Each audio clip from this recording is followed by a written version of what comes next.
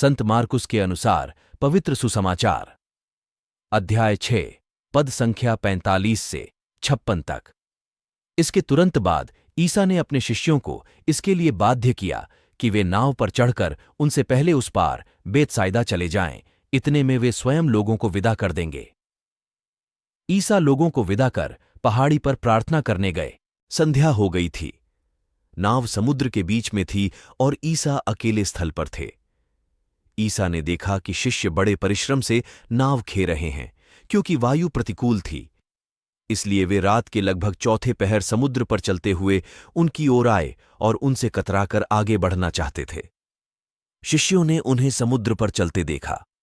वे उन्हें प्रेत समझकर चिल्ला उठे, क्योंकि सबके सब उन्हें देखकर घबरा गए। ईसा ने तुरंत उनसे कहा, ढारस रखो, मैं ही हूं, डरो मत। तब वे उनके पास आकर नाव पर चढ़े और वायु थम गई। शिष्य आश्चर्यचकित रह गए, क्योंकि वे अपनी बुद्धि की जड़ता के कारण रोटियों के चमत्कार का अर्थ नहीं समझ पाए थे। समुद्र के उस पार गेनेसरेत पहुंचकर उन्होंने नाव किनारे लगा दी। ज्यों ही वे भूमि पर उतरे, लोगों ने ईसा को पहचान लिया और वे उस सारे प्रदेश से दौड़ते हुए आए। जहां कहीं ईसा का पता चलता था, वहां वे चारपाइयों पर पड़े रोगियों को उनके पास ले आते थे। गांव, नगर या बस्ती, जहां कहीं भी ईसा आते थे, वहां लोग रोगियों को चैकों पर रखकर अनुनय विनय करते थे कि वे उन्हें अपने कपड़े का पल्ला भर छूने दें।